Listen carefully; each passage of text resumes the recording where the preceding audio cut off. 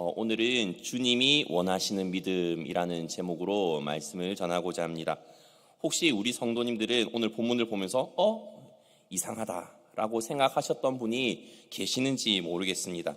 왜냐하면 저는 오늘 본문을 살펴보면서 아주 이상하게 생각했던 부분이 있었기 때문입니다. 그것이 무엇인가 하면 예수님의 제자들은 예수님을 믿기 때문에, 어떻게 보면 신뢰하기 때문에 베테랑 어부 출신인 베드로가 있음에도 불구하고 그 제자들이 예수님께 나아가가지고 왜 우리를 돌보시지 않습니까? 라고 말을 하지 않습니까?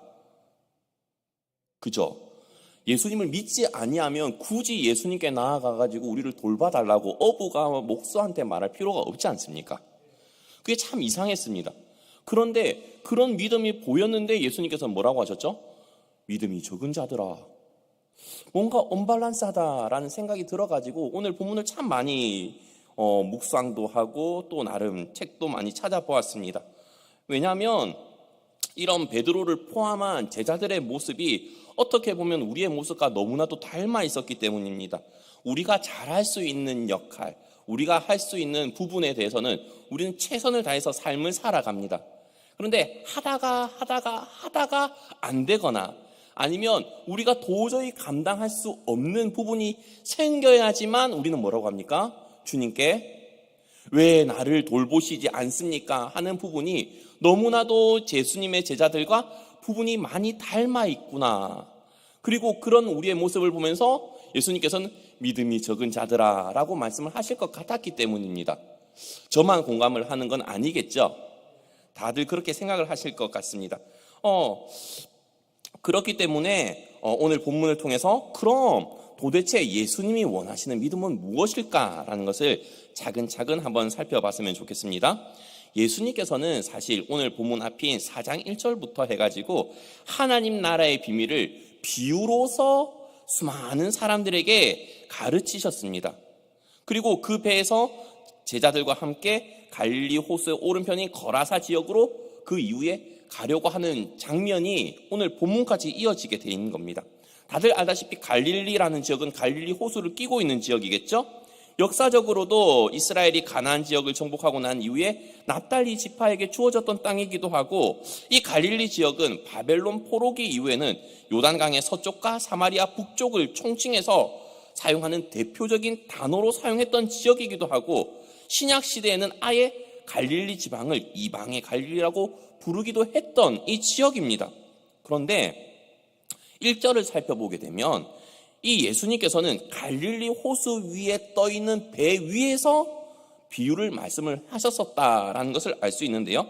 1절에 이렇게 되어 있습니다. 예수께서 다시 바닷가에서 가르치시니 큰 무리가 모여들거늘 예수께서 바다에 떠있는 배에 올라 앉으시고 온 무리는 바닷가 육지에 있더라. 왜 바닷가 근처에서 하나 하시고 굳이 배 위에서 육지를 향해서 말씀을 선포하셨을까라는 것을 보게 되면 지중해 주변의 원형극장은 다 바다를 바라보고 있다고 합니다. 그 원형극장을 보시게 되면 관중석에서 봤을 때 바다가 보여야 된다는 겁니다. 즉 공연을 하는 가수나 아니면 뮤지컬이라든지 이렇게 말을 하는 사람은 뒤쪽에 뭐가 있겠죠? 바다가 있는 겁니다. 왜 그럴까요? 바람이 바다 쪽에서 불어오기 때문에 앞에 있는 사람들에게 이야기가 잘 전달될 수 있게끔 하기 위해서 뒤쪽에 바다가 있는 겁니다. 즉 예수님께서는 자신의 이야기가, 자신이 하시는 말씀이 청중들에게 너무나도 명확하게 잘 전달되기 위해서 굳이 배 위에 올라가셔가지고 비유를 말씀하셨다는 것을 알 수 있는 것이죠. 그런데 더 어이없는 게 있습니다. 그게 뭐냐면 비유를 말씀하셨으면 해석까지도 그들한테 해주시면 너무나도 은혜로울 텐데 해석은 굳이 그 사람들이 있는 데서가 아니라 홀로 조용히 있을 때 제자들한테만 쏙닥쏙닥 하면서 그게 이런 이야기였어 라고 이야기를 해주시는다는 겁니다. 속으로는 그럴 거면 왜 말했어? 라는 생각이 들기도 한다는 것이죠. 그런데 그러고 나서 제자들에게 그 비유에 대한 해석을 다 설명하고 난 이후에 그날 저녁에 갈릴리 호수 건너편으로 가자라고 35절에 말씀하시고 있습니다. 35절이죠. 그날 저물 때 제자들에게 이르시되 우리가 저편으로 건너가자 하시니. 자, 여기서 우리가 짚고 넘어가야 될 부분이 있습니다. 그것이 무엇이냐면 이 갈릴리 지역, 갈릴리 호수라는 지역이 호수임에도 불구하고 이곳에서 생각보다 폭풍 같은 게 자주 치는 지역이라고 알고 있어야 된다는 것입니다. 구름 한 점 없고 수면이 아주 잔잔하다가도 갑자기 폭풍이 일어날 수 있는 지역이라는 것이죠. 갈릴리 호수가 남북으로는 21km, 또 동서 가로 세로 옆으로는 11km, 상당히 큽니다. 그리고 둘레가 무려 53km나 되는 아주 넓은 호수입니다. 그런데 수면이 지중해보다 200m가량 낮고 주위는 산으로 둘러싸여져 있습니다. 그리고 낮에는 수면의 온도가 올라가고 공기는 희박해지는 데 반해서 밤에는 산 위의 공기가 급격하게 차가워지기 때문에 헬몬산 상정상에서부터 바람이 압축되어서 쭉쭉쭉쭉 내려왔다가 좁은 공간을 거치면서 갑자기 갈릴리 호수 앞에서 퍼져버리는 거죠. 찬 공기가. 그렇기 때문에 이 갈릴리 바다에서는 폭풍이 치는 것이 그렇게 흔하지 않게 되는 것이 아니라 자주 접할 수 있는 상황이라는 겁니다. 이런 폭풍우를 언제든지 만날 수 있다라는 것은 아마 어부 출신인 베드로도 알고 수많은 사람들도 알고 있었을 것입니다. 그럼에도 불구하고 그날 저녁에 넘어가자라는 것은 그들에게 있어서 두 가지가 전제되는 것입니다. 뭐냐면 아마 폭풍이 전혀 칠 기미가 없었다든지, 그죠? 맞잖아요. 이스라엘이라든지 중동을 갔다 와 보신 분들은 아시겠지만 저도 요르단을 갔다 와봤는데 그 아부다비 공항에서부터 요르단까지 갈 때 몇 시간을 비행기를 타고 가지만 구름이 한 점이 없습니다. 왜죠? 물기가 없어서. 그렇죠. 그런데 이 지중해를 끼고 있지는 그 지중해부터 좀 멀리 있으니만 물론 물이 있는 이 갈릴리 호수라 할지라도 그렇게 폭풍이 칠 것 같지 않은 구름이 없는 날씨였겠죠. 그러니까 안심하고 가자라고 생각을 했을 수도 있고, 두 번째는 이 제자들에게 이런 믿음이 있었을 수 있습니다. 혹여 이 날씨가 폭풍 칠 것 같더라도 예수님과 함께라면 설마 큰일이 있겠어? 라는 믿음이 있었을 수 있습니다. 그렇지 않을까요? 자, 최소한 어떤 어려움이 닥치더라도 감당할 만하겠지라는 생각이 들었기 때문에 그날 저녁에 이제 갈릴리 호수를 건너가고자 합니다.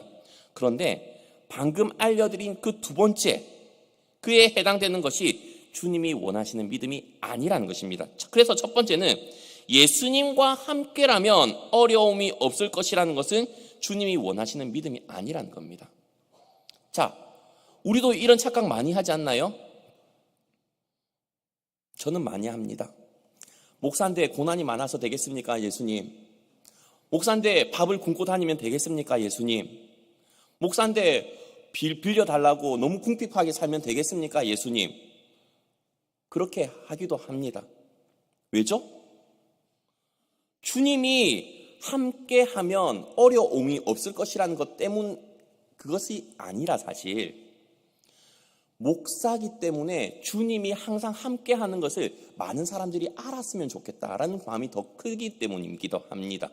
우리 성도님들도 그렇지 않나요? 왜 내가 전도하고자 할 때 주님께서 나와 함께 하셔가지고 내가 복을 받는 장면을 많이 사람들이 봐가지고 그 모습으로 자연스럽게 전도되길 바라시잖아요. 예수 믿는데 맨날 고난을 당하고 있다. 그러면 예수 믿으세요 라고 하면 너나 잘 믿어라고 하지 않겠어요? 그렇잖아요, 상식적으로. 그런데 성경을 보면요, 요셉도 그렇죠? 그죠? 예수님 너무 잘 믿었잖아요. 하나님 잘 믿고 신앙생활 열심히 해가지고 하나님께서 요셉에게 계속 형통하게 하셨다고 할 때마다 뭐죠? 고난이 있을 때마다 형통하게 하셨다고 하잖아요. 애굽으로 팔려갈 때 하나님께서 그와 함께 하셔가지고 형통하였더라. 감옥에 갈 때도 형통하셨더라. 도대체 뭐가 형통인지 알 수가 없습니다. 그런데 그게 성경에서 말하는 것인 거죠. 우리는 주님이 나와 함께 해도 언제든지 고난이 있을 수 있다라는 것을 생각을 해야 됩니다. 너무 안일하게 생각을 해서 안 된다는 것이죠. 갈릴리 호수에서 산전수전 다 겪었던 베테랑인 어부 베드로는 그럼에도 불구하고 자신이 도저히 할 수 없는 상황에 닥치자 예수님을 찾았습니다. 그죠? 우리 역시도 마찬가지입니다. 내가 하는 만큼 하다가 주님, 왜 나와 함께 하지 않으셨어요? 왜 나를 도와주지 않으세요? 라고 하면서 나중에 찾습니다. 왜? 어려움이 생기면 안 될 것 같으니까. 그러나 주님께서는 그 환난과 어려움을 통해서 우리의 믿음을 성장시키시고 우리에게 믿음을 요구하신다라는 사실을 우리는 기억할 수 있어야 됩니다. 오늘 본문 38절이죠. 예수께서는 고물에서 베개를 베고 주무시더니 제자들이 깨우며 이르되 선생님이여 우리가 죽게 된 것을 돌보지 아니하시나이까 하니. 자, 어떻게 어부가 목수인 예수님한테 돌보지 아니하시냐라고 물었습니다. 그런데 이 이야기를 살펴보면서 36절을 한 번 더 살펴봐야 됩니다. 오늘 본문.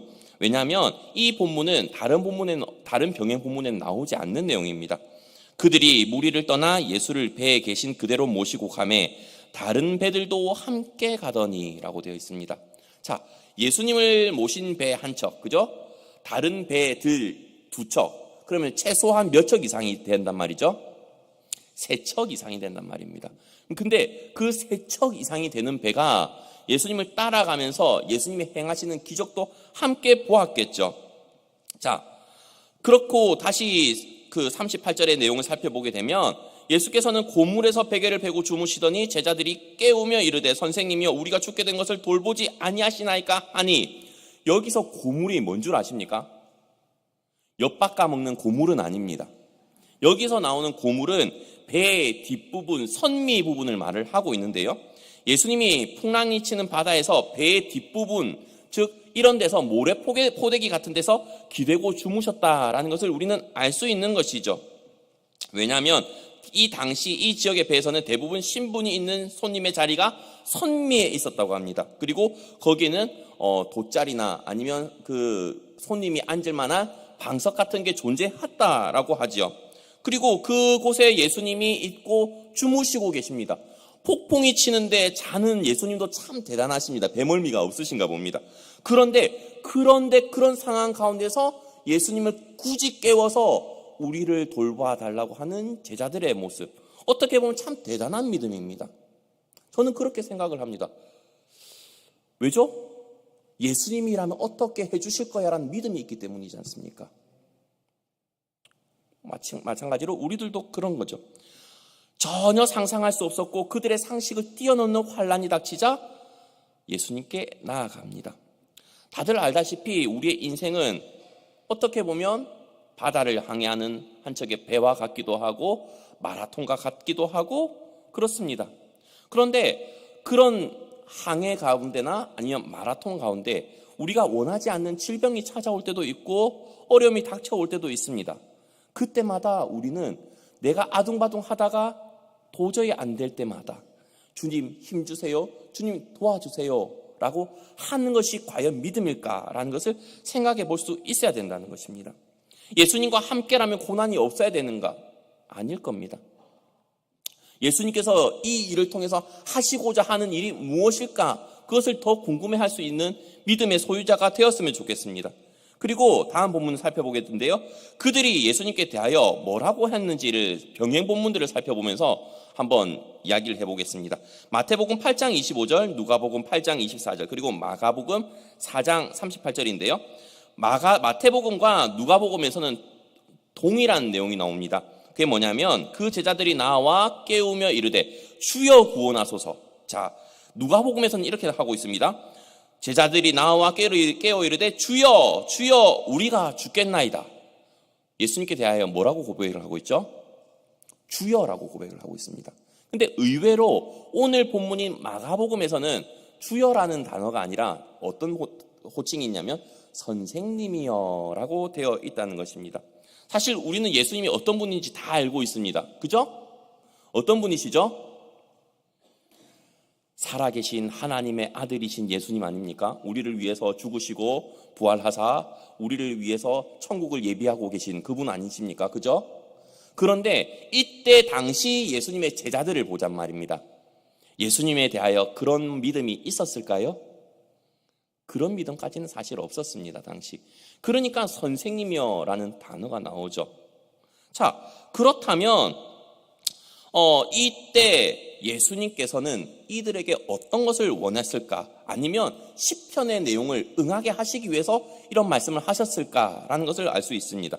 시편 89편 9절 그리고 시편 107편 28절부터 29절에는 이런 말씀이 있는데요. 주께서 바다의 파도를 다스리시며 그 파도가 일어날 때에 잔잔하게 하시나이다. 또 시편 107편에는요. 이에 그들이 그들의 고통 때문에 여호와께 부르짖음에 그가 그들의 고통에서 그들을 인도하여 내시고 광풍을 고요하게 하사 물결도 잔잔하게 하시는도다. 자, 이 시편 89편의 내용과 시편 107편의 말씀을 그대로 응하게 하시려고 예수님이 제자들을 테스트하신 걸까요? 물론 그러실 수도 있고 또 다른 걸로는 예수님께서 제자들이 부를 때 응답해 주시기 위해서라고 생각을 하실 수도 있습니다. 그렇기 때문에 두 번째는 뭐냐면 주님이 원하시는 믿음은 우리가 도저히 감당치 못할 상황 가운데서도 주님을 신뢰하길 바라는 믿음입니다.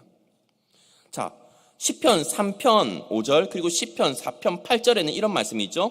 내가 누워 자고 깨었으니 여호와께서 나를 붙드심이로다. 내가 평안히 눕고 자기도 하리니 나를 안전히 살게 하시는 이는 오직 여호와이시니이다. 뿐만 아니라 시편 23편은 다들 암송하시는 분들도 많으실 텐데요. 특히 4절을 함께 보겠습니다. 내가 사망의 음침한 골짜기로 다닐지라도 해를 두려워하지 않을 것은 주께서 나와 함께 하심이라. 주의 지팡이와 막대기가 나를 안위하시나이다 라고 다윗이 고백을 하죠. 자, 여기서 다윗은 어떤 믿음이 있습니까? 자신의 삶에서 사망의 음침한 골짜기가 없을 거라고 믿습니까? 아니면 있을 거라고 믿습니까? 있다고 믿잖아요.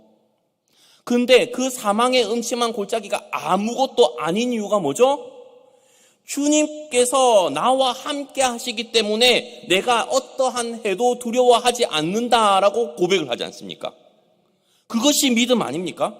도저히 우리가 감당할 수 없고 다윗과 같이 사망의 음침한 골짜기에 있다 할지라도 우리가 그것이 만만하고 그것이 감당할 만한 이유는 내가 주님의 자녀이고 주님이 나와 함께 하시겠다고 약속한 임마누엘의 하나님이시기 때문 아닙니까? 그걸 믿으셔야 된다는 것입니다.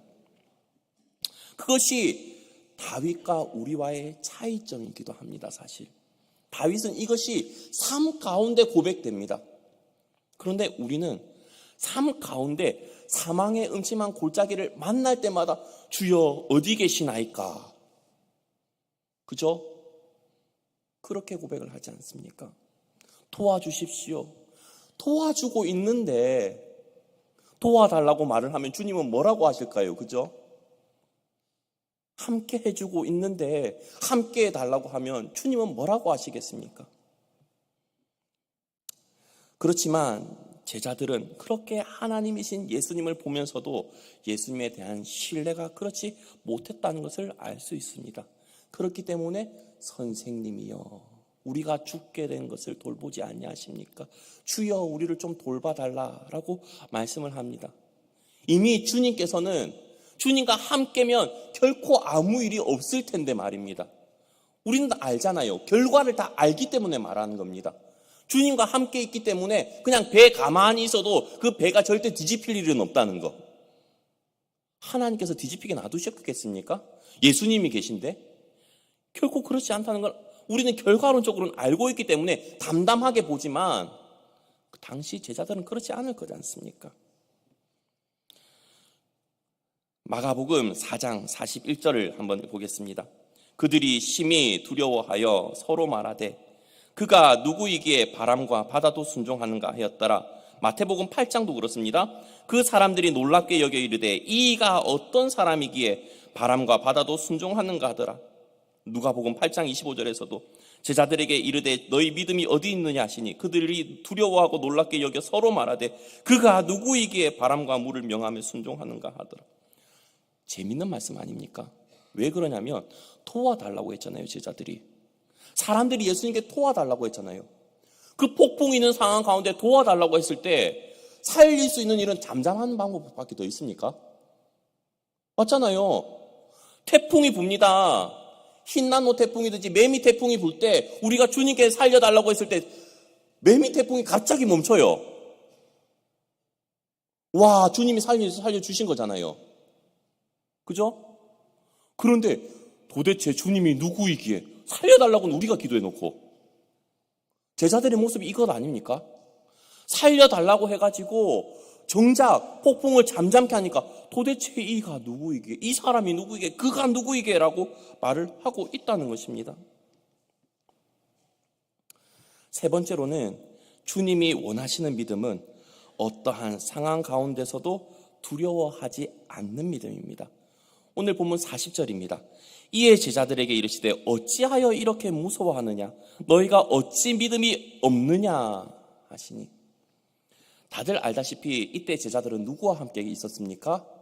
예수님과 함께 있었습니다.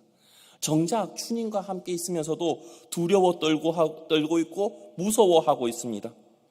제자들은 이때까지만 해도 예수님이 누군지 몰랐기 때문에 그럴 수 있다 치지만 우리는 주님이 누구신지도 알고 주님이 나와 함께 하시는 것도 알고 있으면서도 우리는 삶 가운데 얼마나 많은 두려움에 떨고 있습니까?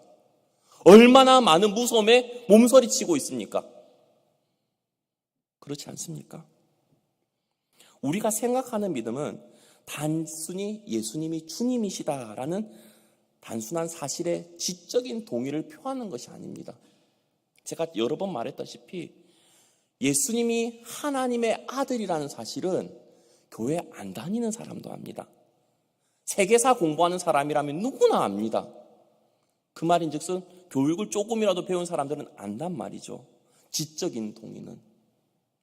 그러면 믿음이 그런 게 아니라는 것을 생각을 해봐야 되지 않겠습니까? 그렇다고 그런 믿음이 주님이 해결해 주실 거야 라는 믿음 때문에 주님을 찾았는데 주님은 그보고 믿음이 적다라고 했기 때문에 우리가 다시 한번 생각을 해봐야 됩니다. 그런데 우리가 읽은 본문을 개역개정에서는 믿음이 적은 자들아라고 표현을 했지만 세번역 성경에서는 뭐라고 성경은 기록하고 있는지 아십니까? 이렇게 고백하고 있습니다. 다 함께 읽어볼까요? 시작. 예수께서 그들에게 말씀하셨다. 왜들 무서워하느냐? 아직도 믿음이 없느냐? 자, 여기서 예수님께서 아직도라는 말을 쓰신 이유가 뭘까요? 예? 모르시겠어요? 아직도 나를 못 믿겠느냐라는 뜻이에요.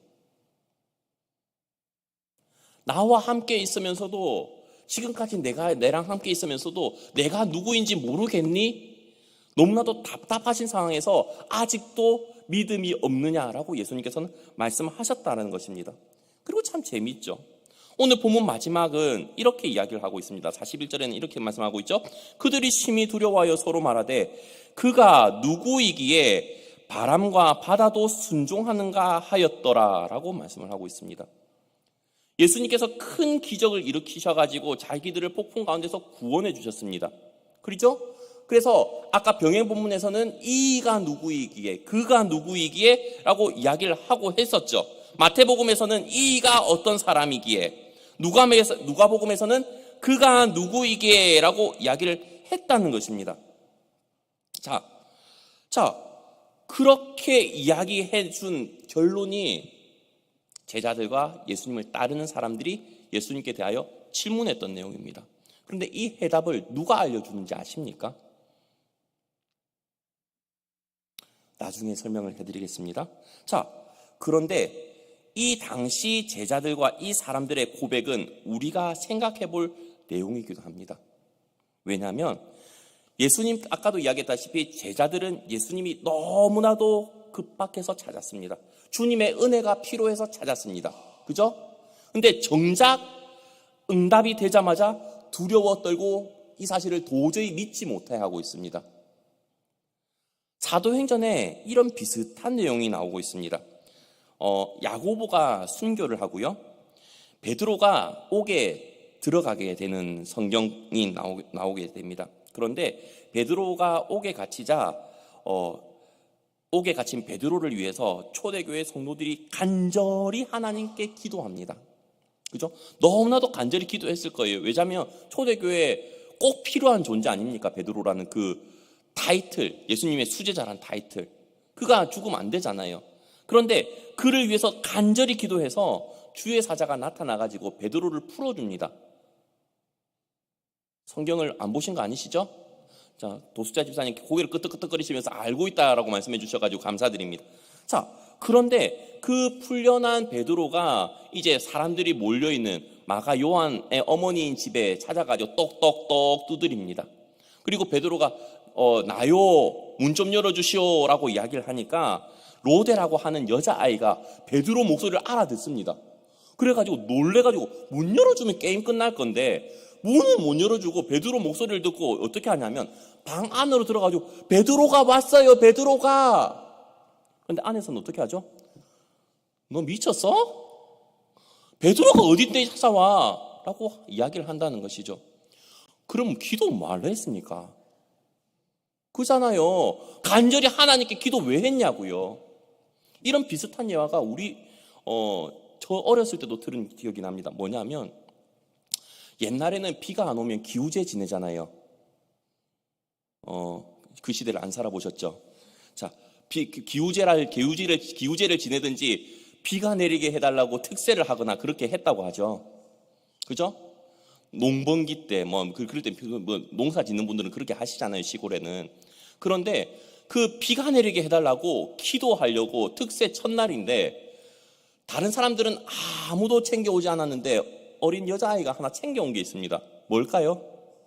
우산입니다. 너 왜 비도 안 오는데 우산 챙겨왔어? 라고 하니까 그 아이가 뭐라 했겠죠? 우리 기도할 거잖아요. 어른들은 믿음이 하나도 없는데 아이 한 명만 비 내려줄 거라는 믿음이 있습니다. 그죠? 사도행전 이야기도 그거와 똑같은 거 아닙니까? 간절히 기도하면 베드로가 풀려날 것을 믿고 기도했을 텐데도 막상 베드로가 나타나자마자 못 믿어버리는 것이 초대교회 성도들의 모습 아니었습니까? 제자들도 마찬가지죠. 주님 도와주세요. 우리가 이렇게 된 것을 알지 못합니까? 좀 도와주세요. 도와줬는데 이가 누구이기에 그가 누구이기에 이게 어이가 있습니까? 어이가 없잖아요. 그런데 이게 우리의 모습이라고요. 너무나도 안타까운 일입니다. 그리고 아까 또 살펴볼 것이 네 번째인데요. 우리와 늘 함께 계신 분이 지극히 높으신 하나님의 아들인 예수님이라는 사실을 믿는 믿음이 필요하다는 것입니다. 주님께서는 계속해서 이걸 원하셨어요. 자기가 누구인지를 알기를 원하셨어요. 그죠? 그런데 오늘 본문에서 그가 누구이기에, 병행 본문에서는 이가 누구이기에 대한 해답을 누가 알려주냐면요. 오늘 본문 뒤에 나오는 마가복음 5장에 나서 가르쳐 줍니다. 그것도 일반 사람이 알려주는 게 아니에요. 거라사 지방으로 갔는데 군대 귀신 들린 사람이 가르쳐 줘요. 마가복음 5장 7절이죠. 다 함께 읽어보도록 하겠습니다. 시작. 큰 소리로 부르짖어 이르되 지극히 높으신 하나님의 아들 예수여, 나와 당신이 무슨 상관이 있나이까? 원하건대 하나님 앞에 맹세하고 나를 괴롭히지 마옵소서 하니. 제자들은 예수님이 제대로 누군지도 모르고 그냥 능력이 많으시고 기적을 많이 행하시니까 도와달라고 합니다. 그런데 예수님께서 거라사 사람들이 사는 지역으로 가셔가지고 꼭 고쳐줘야 될 사람, 그 귀신 들린 사람이 예수님을 보자마자 뭐라고 합니까? 지극히 높으신 하나님의 아들인 예수여. 우리도 머리로는 다 알고 있잖아요. 지극히 높으신 하나님의 아들, 만군의 여호와, 전능하신 하나님, 엘샤다이, 시로의 하나님, 임마누엘의 하나님, 나의 반석이신 하나님, 나의 능력이신 하나님이라고 고백은 하는데 얼마만큼 믿으시나요? 저는 그렇기 때문에 오늘 본문을 통해서 주님이 도대체 제자들에게 원하셨던 믿음이 무엇일까라는 것을 네 가지로 들어서 설명을 하고 또 함께 주님에 대해서 온전히 믿었으면 좋겠다라는 것을 나누고 싶습니다. 자, 필기를 하신 분이 제가 봤을 때는 거의 안 계셨는데요. 첫 번째가 무엇일까요? 자, 이게 정상이죠, 지극히. 그죠? 그렇다고 영상을 다시 보지 마십시오. 자, 첫 번째는 예수님과 함께라면 어려움이 없을 것이라는 것이 주님이 원하시는 믿음이 아니라는 겁니다. 우리의 삶 가운데는 얼마든지 고난이 있을 수가 있고 어려움이 있을 수 있습니다. 그런데 우리의 믿음은 뭐가 필요한 거죠? 그 고난 가운데서 우리가 주님이 나와 함께 하시기 때문에 이 고난은 다 주님께 맡기고 수고하고 무거운 짐 다 주님께 맡기고 주님과 동행하면서 살면 되는 겁니다. 만만해질 때까지 주님께 기도하고요. 그 고난이 절대 없기를 바라는 것, 그것은 우리의 믿음이 아니라는 겁니다. 그리고 두 번째는 뭐였죠? 주님이 원하시는 믿음은 우리가 도저히 감당치 못할 상황 가운데서도 주님을 온전히 신뢰하길 바라는 믿음이라는 겁니다. 어떻게 보면 이게 믿음이 아닌 것 같아 보이기도 하고 믿음 같아 보이기도 합니다. 그러나 꼭 필요한 믿음입니다. 제자들도 이런 믿음은 있었다고 했잖아요. 꼭 도저히 자신이 감당할 만하지 않으니까 예수님을 찾긴 찾았습니다. 이런 믿음도 필요하긴 합니다. 그리고 세 번째는 주님이 원하시는 믿음은 어떠한 상황에서도 두려워하거나 무서워하지 않는 믿음입니다. 왜죠? 주님이 나와 함께 하시기 때문에.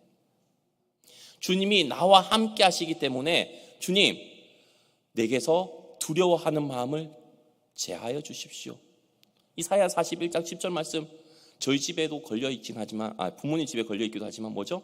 두려워하지 말라, 내가 너와 함께 함이니라. 놀라지 말라, 난 내 하나님이 됨이니라. 아닙니까? 많이 외우고 계시잖아요. 암송하고 계시잖아요. 두려워하지 말라, 놀라지 말라라고 말씀하시고 계신데 우리는 삶 가운데 너무나도 많이 놀라고 두려워합니다. 그리고 네 번째는 우리와 늘 항상 함께 계신 분이 지극히 높으신 하나님의 아들 예수님이라는 것을 우리는 기억하셔야 된다는 겁니다. 그런 믿음이 주님께서 우리에게 원하시는 믿음입니다. 주님이 나와 함께 하셔가지고 기적을 행할 때 우리가 놀라면 되겠습니까?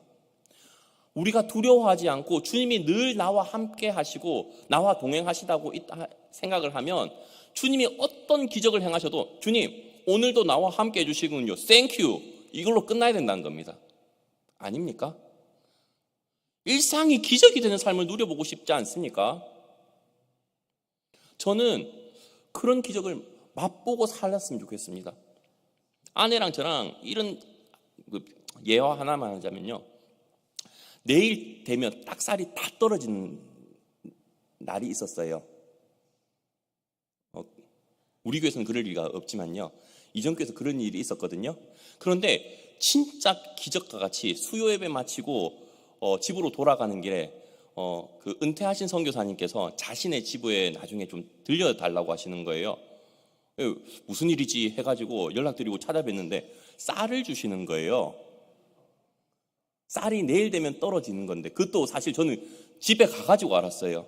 그 쌀을 집에 들고 가가지고 톡 내려놓으니까 아내가 내일 되면 쌀 떨어지는 줄 어떻게 알고 들고 왔대? 라고 하는 거예요. 내가 들고 온 거겠습니까? 주님이 들고 가라고 해서 들고 가라고 한 거겠습니까?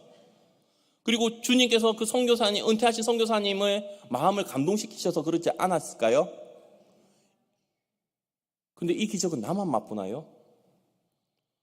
그런 기적이, 일상이 기적이 되는 것을 맛보시고 싶으시잖아요. 그러려면요, 주님이 나와 늘 항상 함께 하기 때문에 나에게는 늘 어려움이 없어야 됩니다.